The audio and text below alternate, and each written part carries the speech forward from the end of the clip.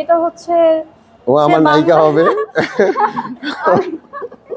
আমি তার নায়িকা হব, বাট আমি চাই বাংলার প্রতিটি ঘরে ঘরে তার নাম মানে সবাই নেই ভালোভাবে, ইনশাআল্লাহ ইনশাআল্লাহ।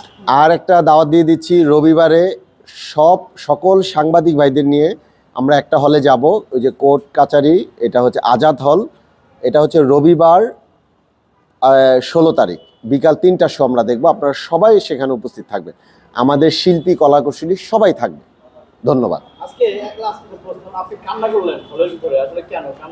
আসলে আজকে আমি খুব আবেগে পড়ে গেছি যে আজাদ হলে আমার কালকেও যখন ছবিটা জাজ মাল্টিমিডিয়া থেকে নেয়, তখন আমাকে বললো যে আজাদ হলে প্রথম আমার ছবি নিল। তখন আমাকে বললো যে রাসেল ভাই আমাকে হলে কিন্তু কোনো দর্শক হয় না, 2-1 দর্শক হয়। আমি বলছি আল্লাহ ভরসা, ছবিটা নেন। আমি যখন আজকে শো দেখতে গেলাম আজাদ হলে, আপনারা হলের মালিকদেরকেও জিজ্ঞাবেন এবং হল যারা মেনটেন করে ওনাদেরকেও জিজ্ঞেস করবেন।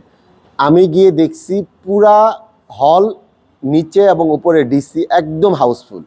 তখন দেখে এটা আমি এই যে এতদিন কষ্ট করলাম ছবিটা নিয়ে, এত যুদ্ধ করলাম, তখন আমার ভিতর থেকে এমনি অটোমেটিকলি চোখের পানি চলে আসছে যে না, আসলে কষ্ট করলে যে আল্লাহ এটা রেজাল্ট দেয় এবং আল্লাহ যে বিভুক করে না, এটাই চরম সত্য।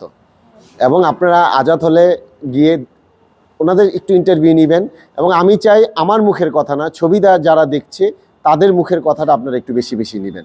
এটা আমার সাংবাদিক ভাইদের প্রতি মানে করজোর অনুরোধ থাকলো। হ্যাঁ, আসো।